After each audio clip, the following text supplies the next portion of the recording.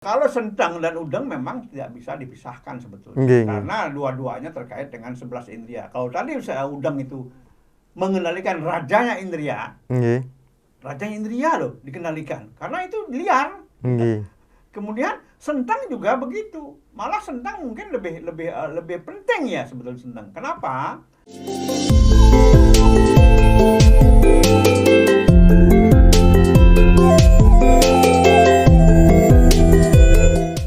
Om Swastiastu, salam rahayu Bapak Ibu Umat Sedharma dan penggemar Hindu Channel. Pada hari ini kita membahas hal yang paling dasar bagi umat Hindu. Tentu saja kenapa menggunakan senteng dan udeng. Ini sudah semua umat Hindu tahu, udeng dan senteng. Namun kita bahas lagi-lagi bersama Aji Dewa Suratnaya, kalau di Jawa biasa disapa Romo Dewa Suratnaya sebagai Wakil Ketua Sabawalaka. Om Swastiastu, Aji. Om Swastiastu, Miko. Astungkare, setiap minggu kita ketemu nih, Ji. Bagus. Nah, kemarin kita membahas tentang Cuntake. Nah, sekarang kita membahas tentang udeng. Kemudian saya bawa contohnya nih, senteng nih kan. Nah, maknanya secara umum udeng dan senteng ini selalu kita pakai. Apa sih, Ji, sebenarnya? Di Nusantara, ya, udeng itu sesungguhnya tidak selalu dikaitkan dengan kegiatan keagamaan, tapi lebih kepada atau lebih menjadi sebuah identitas. Umumnya suku-suku di Nusantara ini punya model udeng sendiri, ikat kepala sendiri. Di Jawa saja, yang pulaunya tidak terpisah-pisah, dari Jawa Barat, Jawa Tengah, Solo, Jogja, Jawa Timur, Madura, lain-lain semua udengnya. Ya, tapi yang jelas itu merupakan sebuah identitas. Dan ini mengikat mereka. Artinya apa? Udeng itu menjadi sebuah kebanggaan. Nah, kemudian kalau sekarang kita lihat bahwa udeng ini, ya, istilahnya terlibat dalam kegiatan keagamaan, ya ini karena perkembangan budaya keagamaan. Nah, tapi yang jelas mereka semua sebetulnya punya alasan ya, punya nilai-nilai filosofi, ya, terkait dengan udeng yang diikatkan di kepala. Ya, kenapa udeng semua diikatkan di kepala? Nggak ada udeng yang diikatkan di lengan. Ya, di kepala. Artinya apa? Kepala itu merupakan sebuah sesuatu yang dianggap paling luhur, paling tinggi, paling luhur dan paling dihormati. Ya. Nah, keluhuran inilah kemudian ya menjadi sebuah objek yang dikaitkan dengan udeng ini, ya, keluhuran dan nilai-nilai luhur itu kan juga terkait dengan nilai-nilai ketuhanan. Ya. Nah, sekarang begitu banyak udeng di Indonesia, ya tidak mungkin kita bahas semuanya. Tapi yang jelas udeng itu semua dikenakan di kepala. Nah, yang berikut mungkin udeng juga digunakan sebagai kelengkapan dari busana adat. Masing-masing wilayah, masing-masing daerah, masing-masing etnis di Indonesia ini, di Nusantara ini. Ya, jadi kelengkapan, ada nilai filosofisnya, ada nilai nilai seninya, estetikanya, juga ada nilai ritualnya. Ada seperti misalnya di umat Hindu di Bali. Ya, contoh yang pertama jelas udeng sebagai kelengkapan busana adat. Kedua, udeng digunakan untuk kegiatan keagamaan dan juga kegiatan non keagamaan, sosial non keagamaan. Digunakan juga udeng itu. Nah, kemudian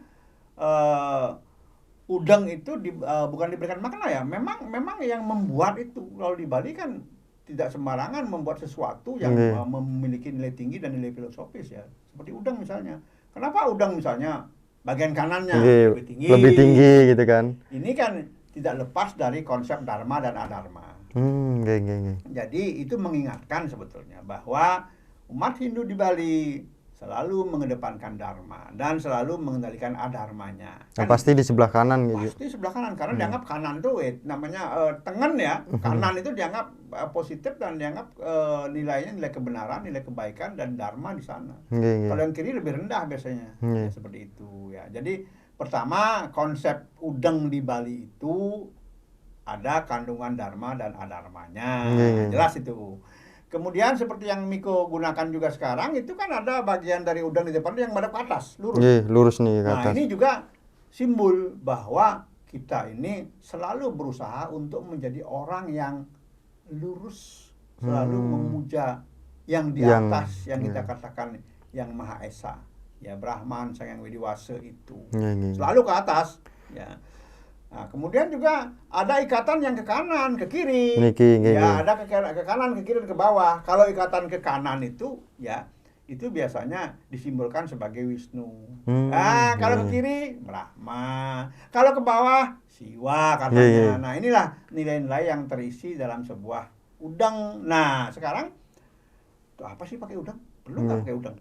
Ya, kalau ke pura harus nggak pakai udang? Nah, memang sih tidak ada hukum yang jelas, artinya harus begini, harus begitu. Kan selalu Hindu tidak pernah memaksakan, apalagi untuk hal-hal yang seperti ini, yang kemungkinan di dalam sastra pun tidak banyak disinggung tentang udang ini. Jadi sebetulnya ini merupakan budaya yang masuk ke ranah keagamaan. Nah, kemudian itu ada panca janendriya itu sih. Maknanya apa udang? Begini, apapun yang dilibatkan ke dalam kegiatan keagamaan oleh umat Hindu di Bali tidak akan lepas dari pengendalian diri. Pengendalian ini termasuk yang dimaksudkan adalah pengendalian terhadap indria-indria kita. Ya. Nah, tentu yang di kepala menggunakan udang ini terkait dengan indria-indria yang juga ada di bagian atas tubuh manusia. Nah, kita tahu bahwa menurut Hindu ada 11 indria. Ya, Eka Dasendriya, Eka Dasa Indriya, 11. Dan yang menjadi rajanya indria, Rajendriya ini adalah otak. Mana pikiran ada di atas. Ini yang paling penting. Ya, karena menurut Sarasa Muscaya, pustaka Sarasa Muscaya, bahwa pikiran seseorang manusia itu seperti monyet liar, sulit dikendalikan. Coba kita ingat, begitu kita berpikir tentang patung Liberty yang di Amerika, seolah kelihatan dengan nyata. Iya, patung itu ada sebuah pulau kecil, kemudian di atasnya ada orang yang sedang memegang obor. Begitu cepat jalannya pikiran. Maka sering dikatakan bahwa pikiran adalah medan potensial yang tidak terbatas. Kemanapun sampai dia, kemanapun sampai. Ya, itu sebabnya diibaratkan oleh Sarasa Muscaya sebagai seekor monyet liar yang sulit dikendalikan. Itu untuk mengikat pikiran kita. Nah, kemudian sekarang udah apa? Nah, kemudian Ji, kita udeng itu udah lumayan nih, gitu kan. Nah, sekarang senteng, Ji. Nah, senteng itu maknanya apa, Ji? Apakah harus dijadikan satu kesatuan nih? Kalau senteng dan udeng memang tidak bisa dipisahkan sebetulnya. Karena dua-duanya terkait dengan 11 indria. Kalau tadi udeng itu mengendalikan rajanya indria. Rajanya indria loh dikendalikan. Karena itu liar. Kemudian senteng juga begitu. Malah senteng mungkin lebih penting ya sebetulnya senteng. Kenapa? Orang mengatakan, wah senteng itu kan membuat orang jadi anteng katanya. Ya boleh saja ya. Tetapi selain itu sebetulnya senteng itu diikatkan di bagian pinggang. Itu terkait dengan yang namanya karma indria, panca karmendriya. 5 indria-indria yang kita gunakan untuk berkegiatan. Nah, 5 indria itu apa? Tangan, kaki. Ya tapi kan tidak mungkin kita mengikatkan senteng di tangan atau di kaki, jadi aneh kelihatan. Maka kita ikatkan di pinggang. Ini terkait dengan 3 indria yang sangat penting, vital dan fatal kalau disalahgunakan. Perut ini kan makanan isinya. Kalau kita kemudian rakus, serakah, tamak, loba, tidak dikendalikan. Ya kan kalau kita lihat Bhagavad Gita 16:21, bab 16 sloka 21 kan 3 hal. 16:21, 3 hal yang mengantarkan manusia ke pintu gerbang neraka. Apa itu? Karma, nafsu, loba, serakah, kroda. Itu terkait dengan perut sebetulnya. Nah sekarang kalau orang itu nafsu liarnya dibiarkan tidak terkendali, ya perut menjadi apa? Yang pasti berarti untuk mengendalikan bagian sini, mengendalikan supaya kita juga tidak memanfaatkan perut seenaknya saja. Nah, yang kedua lebih penting lagi, alat vital. Alat seksual ini, wah ini juga gila ini, dampaknya neraka sekali ini, benar-benar neraka kalau kita salah gunakan. Ya. Dan nafsu terkumpul di sana, ya, nafsu terkumpul di sana semua. Jadi sentang itu juga tidak lepas dari upaya kita untuk mengendalikan alat vital ini. Makanya dipasang di bawah dia sentang, di pinggang atau di perut. Nah, ketiga, sentang terkait dengan dubur. Kenapa? Kita harus mampu mengendalikan diri sehingga yang buruk-buruklah kita buang. Yang busuk-busuk kita buang, sampah-sampah kita buang. Sentang itu mengingatkan kita bahwa paling tidak perut dikendalikan, alat vital dikendalikan, kemudian dubur dikendalikan. Nah, selain itu ada hal yang sangat urgent, sangat penting kita pahami. Sentang itu kan seperti tali ya. Tali untuk mengikat gitu. Untuk mengikat. Ingat nggak waktu seorang bayi masih dalam kandungan? Kenapa dia bisa hidup dalam kandungan ibunya? Ya karena tali pusar. Tali pusar itu yang menghubungkan sang ibu yang memberikan makan kepada sang bayi, sang janin. Lah, sentang ini sebetulnya simbol. Makanya dipasang di pusar atau di pinggang atau di perut, itu karena itu. Simbol bahwa sesungguhnya manusia itu tidak boleh lupa. Ketika dia ingat sentang, dia pakai sentang, dia akan ingat ibunya. Bahwa dulu saya dikasih makan, diberikan makan di dalam perut lewat tali pusar saya oleh ibu saya. Nah, sentang ini tidak salah kalau saya juga akan selalu mengingat. Nah, kemudian Ji, kalau kita berkaitan dengan warna, apakah ada, kan tadi ada kegiatan agama, ada kegiatan sosial juga nih.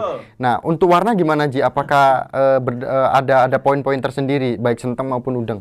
Sebetulnya ada. Sebetulnya ada. Maka udang juga sebetulnya oleh PHDI Provinsi Bali tahun 1984 dikeluarkanlah keputusan. Ya, walaupun bukan pemaksaan loh ya. Bukan pemaksaan loh ya. Kalau udangnya warna putih, hendaknya digunakan kalau kita untuk datang ke pura beribadah. Karena itu simbol kesucian. Kita akan datang ke tempat suci dengan hati yang suci dan kita akan bersuci-suci di sana. Udang putih mengembalikan inti hakikat manusia sebagai sesuatu yang bersih, murni, kan gitu. Kemudian untuk pemangku juga udangnya putih juga. Hanya bedanya kalau untuk umat jejaturan namanya itu udangnya terbuka atasnya.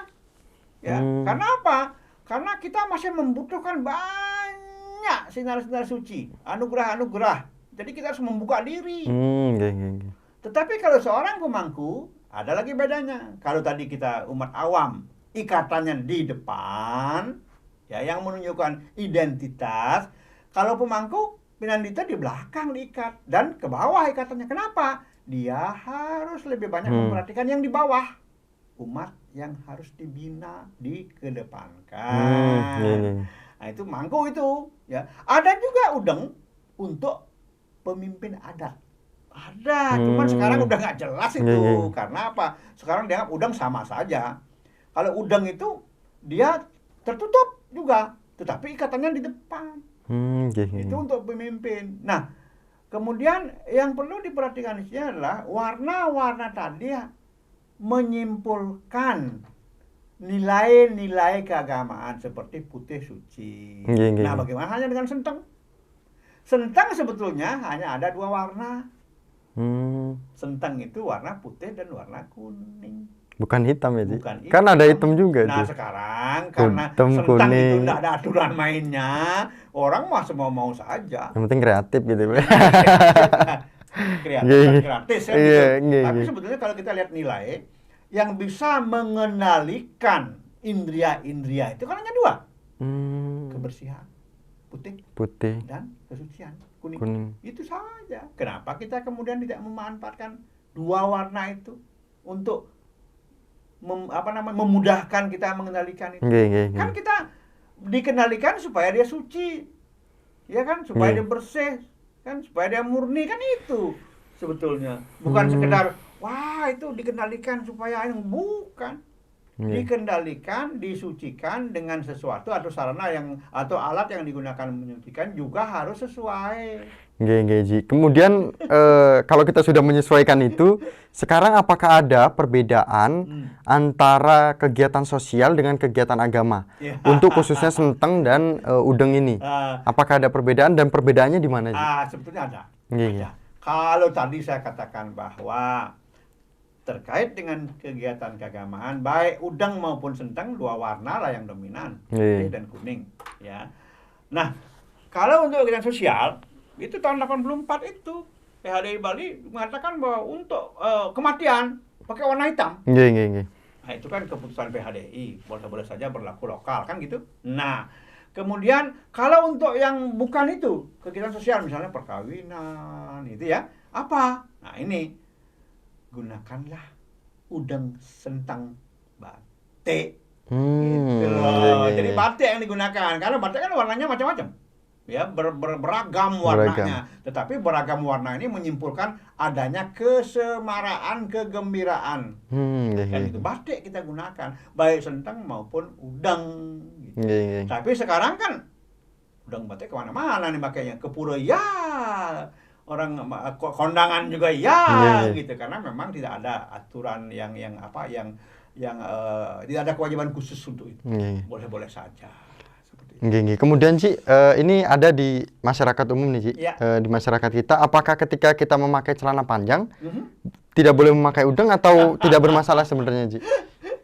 Sebetulnya ya nggak pas ya pakai celana panjang, pakai udeng. Tadi kan pada awal perbincangan saya kan sudah katakan, udeng itu melengkapi busana adat. Idealnya loh ya. Tapi kita kan nggak bisa melarang. Anda pakai celana panjang, nggak boleh pakai udeng. Nggak bisa melarang seperti itu. Minimal kalau orang pakai celana panjang lalu pakai udeng, yang dikedepankan adalah identitas. Saya ini Hindu loh ya. Oh, bukan membawa hal-hal itu. Bukan, karena sebetulnya kalau namanya orang beribadah, orang sembahyang, ya, mau pakai udang, mau nggak pakai udang, nggak ada masalah. Tetapi kan, nah, kalau kita bicara idealnya, ya idealnya, sebetulnya kan udang busana adat, ya, itu kan tidak lepas dari ongkare sebetulnya. Nggak lepas, itu kan gambaran ongkare di manusia sebetulnya, ya. Jadi memang idealnya itu, tetapi juga tidak pernah dilarang. Ya, nggak pernah dilarang bahwa kalau sembahyang ke pura, pakai celana panjang, nggak boleh pakai udang. Nah, yang justru kalau ke pura nggak bawa udang, pasti Sentang dipakai. Maka pura biasanya menyediakan Sentang. Tapi Sentang ingat, kalau bisa mbok ya warna putih sama kuning saja, jangan yang lain gitu loh. Terkait masalah pengendalian dan memurnikan panca indera sehingga atau eka dasendriya sehingga betul-betul dia tetap menjadi anugerah untuk manusia dalam menjalani kehidupan ini. Nah, sekarang terakhir nih Ji, apakah kita harus menggunakan udeng dan senteng bagi umat Hindu? Gitu. Atau mungkin udeng itu kan ada Blangkon, ada Lestari dan sebagainya gitu. Apakah kita harus menggunakan itu? Coba lihat kalau busana orang ke pura sekarang. Ya. Kan ada busana jadi pakai kamen ya, pakai kain. Kemudian pakai udang aja, nggak ada yang pakai senteng. Tapi ada juga yang pakai kamen, pakai udang, pakai senteng juga. Nah, jadi secara filosofi memang sebetulnya dua-duanya dibutuhkan. Secara filosofi loh ya. Tetapi ya secara filosofi dibutuhkan dua-duanya. Tetapi untuk praktisnya kalau sudah pakai udang nggak usah pakai senteng. Tapi kalau pakai celana panjang nggak pakai udang, sebaiknya pakai senteng. Kan itu sebetulnya. Jadi ya boleh dipakai dua-duanya, tapi juga tidak ada keharusan ya. Tapi ingat sekarang, tadi saya katakan juga bahwa kamen itu kan jadi pakai udang, nggak ada pakai senteng atau jarang yang pakai senteng. Ada kecuali kadang-kadang tidak dalam upacara tertentu, tapi misalnya lagi ngayah di pura. Ngayah di pura pakai udang, ada yang pakai senteng juga. Banyak saya lihat seperti itu. Jadi idealnya kedua-duanya memang dibutuhkan. Itu aja. Ya. Suksema Haji. Wah, pembahasan kita hari ini berkaitan dengan udeng dan senteng. Pada hari ini kita akhiri Haji nggih dengan Paramasanti. Om Santi Santi Santi Om. Nggih, suksema Haji.